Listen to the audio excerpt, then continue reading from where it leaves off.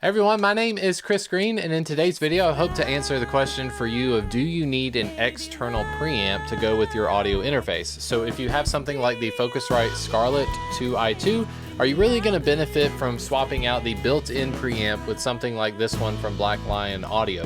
Now this was not sent to me, I spent my own money on this preamp, so today I wanted to put this to the test in this video. We're going to be testing out both preamps on different sources, such as drums, bass guitar, acoustic guitar, and then my wife sang a vocal. You can decide for yourself, is the Lion Audio or an external preamp in general going to benefit you in the long run? So let's get started. First things first, this is the Focusrite Scarlett 2i2 4th generation. This has two built-in microphone preamps. And it's an important thing to know that at this price range of like $200 to $300, audio interfaces mostly are limited to the amount of inputs that you have.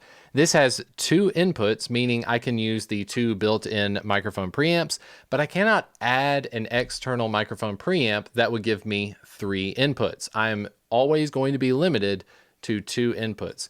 Your audio interface, if you have a nicer one or one that has more inputs and outputs, you might be able to add a microphone preamp. So you could go from having two preamps to three preamps. In that case, it's almost always worth it to be adding preamps to your collection. If you're recording something like a drum set, having 8 preamps would be great. You can't always get there with a 2-channel audio interface. So just know that right off the bat. If you plan on getting an external preamp, you will have to quote unquote sacrifice one of the microphone preamps that's built into your Focusrite Scarlett. Whenever you see me using the Focusrite Scarlett, I'll make it visible on the screen so that you know exactly what you're listening to. Here in the session I have on PreSonus Studio One, all the tracks that are colored red, those are always going to be the Focusrite Scarlett. So you see we have an acoustic guitar track, bass guitar, drums, kick drum, and vocal. So if you're considering getting an external preamp, that might answer your questions right away. If you're just planning to use it with your 2-channel audio interface and you know that this isn't going to give you a third input, you're always going to be limited to 2, you might just want to steer clear of getting an external preamp. So this is the audio interface I'm using throughout the entire video. The external microphone preamp that I've bought is the Lion Audio Auteur DT. This is a desktop microphone preamp. I love that it has a VU meter. Honestly, anything that's got a VU meter on it, I'm pretty much going to be going for it. Now, a lot of things you need to know about this right off the bat. This is not a tube microphone preamp. I see a lot of these more affordable microphone preamps. They're boasting that they are tube powered. I've owned one previously from Art that I used to use in my YouTube videos. Also the PreSonus, I believe it was called the Eureka channel strip. I've owned both of those preamps, and I'll just tell you that the more affordable your microphone preamp is, especially if it's using a tube, it will sound noisier than if you get a more expensive microphone preamp. So I was drawn to the fact that one, this had a VU meter. Also, this microphone preamp is not powered by tubes. So in general, it is less noisy than some of its counterparts at a more affordable price. Few features across the front to be aware of. This giant knob on the left, this is your input gain knob. So basically, if you need more of a signal, you can boost up to 60 decibels of gain with this knob. You've got a power switch right on the front. So if this is sitting on your desk right in front of you, you can easily just flip it on and off as you need, which is great because like I mentioned before, some of those more affordable preamps, they don't have a power switch on the front panel. You basically just have to unplug it for it to turn off. Then we have the 48 volt phantom power switch. So whenever we're using like the Neumann TLM 103, any sort of condenser microphones or the cloud lifter, it will need 48 volt phantom power. You've got a phase inversion switch that if you need to invert the phase, you can do that. You've got a pad switch. So if you're recording something that's really loud, like your gain knob is just all the way at the bottom, engage the pad and then you'll be able to increase the gain here with the knob. Then you have a high Z button. So anytime, like when I'm recording the bass guitar, I decided to plug straight into the preamp. If you're going to plug straight into the front, you're using the high Z signal, you do need to hit the switch to engage the high Z. On the back of the microphone preamp, you've got a spot for you to plug in the power supply. You have a balanced output, which is very, very important. I'm always using a Mogami TRS 1/4 inch cable. So whenever I'm wanting to output from this microphone preamp into my audio interface, I need to go out of the balanced output on the back, and I'll actually go into the 1/4 inch input on the front. Now, Focusrite is pretty clear about this. If you're going to be using a line level signal with their audio interface on the front, you plug your TRS cable into the front, and then the software, if you don't indicate that it is a high Z connection, it will default as a line level connection. But just to be sure, make sure your gain knobs are turned all the way down on wherever you plug in your microphone preamp. You don't want to be adding gain after your microphone preamp. That's usually just asking for trouble. So your TRS cable, I usually plug into channel 1, double check with the software to make sure that I'm not adding any gain, and that will give me my line level connection. Then also on the balanced output, you have your input. This is where you're going to plug in your microphone cable. So when I'm recording with a microphone, I'll plug the microphone into here. I'll go out the output, like we mentioned before, the TRS cable, to my input on the Focusrite Scarlett. Now we're going to get to listening to these tracks. So the first thing right off the bat is, are you going to notice a big difference between the built-in preamp on the Focusrite Scarlett, and will you notice a difference between that and the Lion Audio preamp? So like I've said before, these tracks in red, this is the YouTube song. I've not added any plugins. There's no mixing, there's no reverb, there's no tuning. This is exactly coming off of the interface as it sounds. So here is the Focusrite Scarlett. And then in blue, I will try not to say anything in between. We're going to play the Focusrite Scarlett, and then we'll bounce straight to Lion Audio. You listen to both and let me know what you think. Hit subscribe, maybe like, so this video can have a chance in the algorithm's dance. Hit subscribe.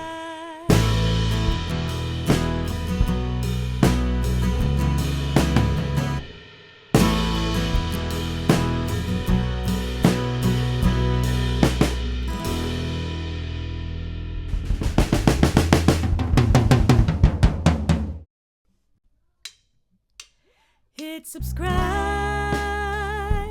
maybe like, so this video can have a chance in the algorithm's dance. Hit subscribe.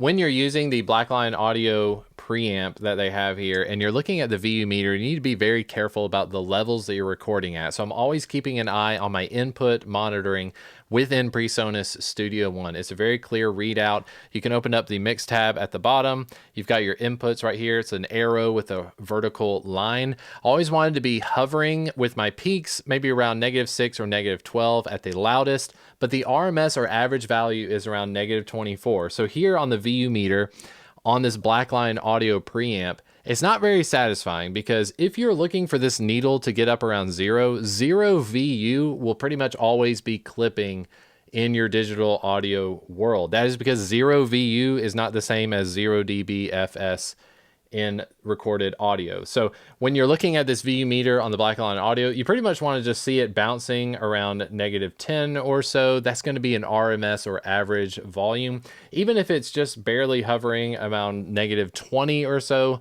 don't be thrown off by that. It kind of makes the VU meter a little bit pointless. I do wish they had some different settings for the VU meter, like if it could register peak value. I'd be asking a lot, but when you're playing bass guitar, I had this plugged straight into the microphone preamp. Just know that if you see the VU meter moving, you're probably in a good spot, but if it hits around 0, you're going to be clipping your audio, so keep an eye on that. With this preamp, a few things that would have made it pretty great is if we had an output or a trim knob. Usually the benefit of a microphone preamp, like if you're looking at something with character to it, like a Neve preamp, I've previously owned the Warm Audio 1073, their version of a 1073. And what's great about that is you could boost the input knob, but then lower the output. So what that would do is it would give you all that like distortion or that lovely harmonic richness that you're getting from the preamp. But then you could turn down the output knob to make sure that you're not clipping your signal as you're recording. Since there is no output knob, I basically just have to record everything as clean as possible. So you're not going to hear hardly any character from this preamp. They say that online this is like a Chicago style preamp, but that is just unique for Lion Audio. When I'm listening to each of these tracks, I am hearing something different about the Lion Audio preamp, but this is by no means a selling point of the preamp. My personal reasoning for getting this preamp is honestly, I needed something where I could plug my SM7B into the camera that is recording my YouTube videos. Typically, when I'm recording these talking head YouTube videos, I have to dedicate a channel of my Apollo Twin interface just for this SM7B to go to the camera. So I want to bypass my audio interface completely. I want to be able to go straight to the camera as soon as possible. The built-in preamp that is on most DSLR cameras is not suitable for recording. You're getting tons of noise. So what I've decided to do, I've decided to get an external preamp to solve that issue. So if you are out there and you're looking for a solution so that you can bypass a horrible sounding microphone preamp, like something from your camera or something from an inferior audio interface, I can definitely recommend you check out the Lion Audio Auteur desktop microphone preamp. But the test that was in place was basically, if you are a Focusrite Scarlett audio interface user, is it worth it for you to go spend your money on something like a $200 to $300 microphone preamp? Now, I can tell you from listening to the tracks, we can go through and solo some of these as well. There's something happening with the Lion Audio, like the Lion microphone preamp, but by no means is it overwhelming. This is not something that you're getting a tremendous upgrade from the built-in preamps of the Scarlett interface, but I like the flexibility of, like I said earlier, of what it gives me. I can use this going to my camera. I can also use it as a DI if I want to have something a little bit zingy. It seemed like it did have a little bit more of a low-end punch than the built-in Focusrite stuff. The acoustic guitar in particular, there's something that sounded very hyped about the Lion Audio preamp, and I preferred that over the Focusrite. Normally when you say hyped in the audio world, we're talking about boosting the highs and boosting the lows. We're cutting that mid-range, but it seemed like there really was something with the Lion Audio. So let's jump into a few of these tracks in solo. Here's the acoustic guitar from the Scarlett, and then I'll bounce to the Lion Audio acoustic.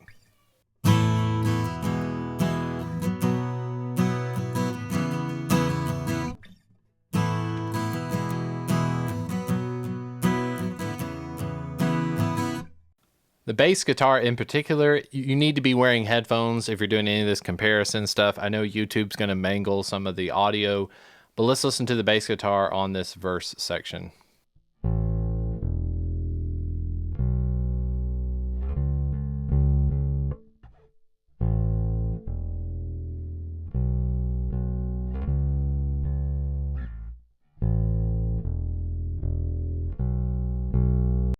The drums that were mic'd up, you can take a look here at my messy office. It's an awkward shaped room, but this is the drum set that we have at my church. It is a Pearl Forum set. I did not tune it for this video, basically brought the drums out.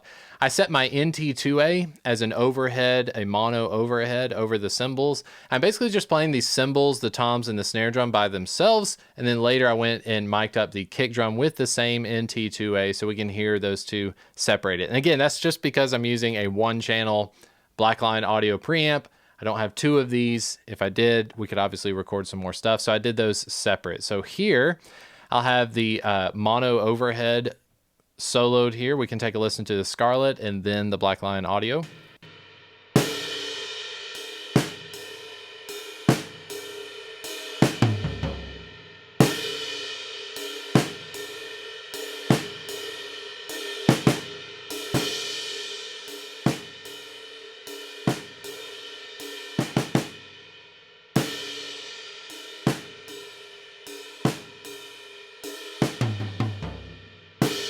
And here is my kick mic. It's the same NT2A. I just got it outside of the kick drum and it was recorded by itself. So I was not playing with my hands during this take. Here's the Scarlett.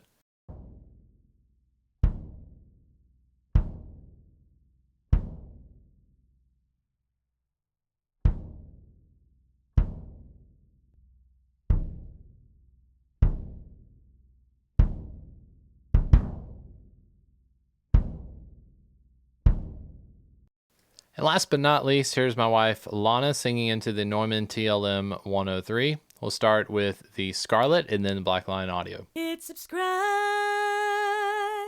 maybe like, so this video can have a chance in the algorithm's dance. Hit subscribe. Hit subscribe, maybe like, so this video can have a chance in the algorithm's dance. Hit subscribe. And then what I'm most interested in, because again, I'm speaking into the SM7B, I need a microphone preamp so that I can go audio straight to my camera. Here I am speaking into the SM7B with the Scarlett, and I've got the cloud lifter. If you're using the SM7B, it is quite hungry for power. So unfortunately, with the Lion Audio microphone preamp, it was not providing enough juice for me to get a healthy signal. I still needed to rely on the cloud lifter, but that's fine because the Lion Audio desktop preamp does have 48 volt phantom power. But just so you can hear, here is my speaking into the SM7B with no cloud lifter on both preamps. We'll start with the Scarlett, no cloud lifter, just SM7B. Hey, this is Chris Green speaking directly into the Shure Sm7b plugged into my Scarlett audio interface. Hey everyone, this is Chris Green speaking directly into the Shure Sm7b, which is going into my Lion Audio preamp, which is then going to my Scarlett audio interface. Hey, you can hear it is just quite noisy. That Lion Audio one is cranked all of the way, so we need to introduce the cloud lifter. Here is the cloud lifter with the Scarlett interface, and then the cloud lifter with the Lion Audio. Hey everyone, this is Chris Green speaking directly into the Shure Sm7b, which is then plugged into the cloud lifter and then plugged into my Scarlett audio interface. Hey everyone, this is Chris Green speaking directly into my Shure Sm7b, which is then plugged into my cloud lifter, which is then plugged into my Lion Audio preamp, which is then plugged into my Scarlett audio interface. So what's my final verdict here? If you're looking to replace a poor quality microphone preamp experience, like your DSLR's built-in preamp is going to be very noisy, I can highly recommend you check out this one from Lion Audio. Like I mentioned before, any microphone preamp that's in this price range, especially if it's going to be driven by a tube, I'd be very careful because those tend to be a lot more noisy and you're kind of going more for like a character vibe thing than you are something that's like a utility like this. Now, the purpose of this video in trying to see is this Lion Audio preamp going to outclass your Scarlett 2i2's built-in preamps. I don't think that is the case. So if you have the Focusrite Scarlett 2i2 or an audio interface of this similar quality, you might be disappointed if you go with a preamp that is less than $500 because by and large, it's just not going to be that noticeable in the long run. I really like the options that this thing gives me. Like I mentioned, I'm recording these talking head videos. I want to use my SM7B without taking up a precious channel on my Apollo interface. So I'm gonna go with this one all day long. If you're interested in any of the microphones or products that are being used in this video, I do have some Amazon affiliate links in the description of this video. I do hope you'll consider hitting the subscribe button and check out more videos here on the channel. Let me know what you think and what's your experience with different microphone preamps in the comment section, if you will. My name is Chris Green, and I'll see you in the next video. All right, bye.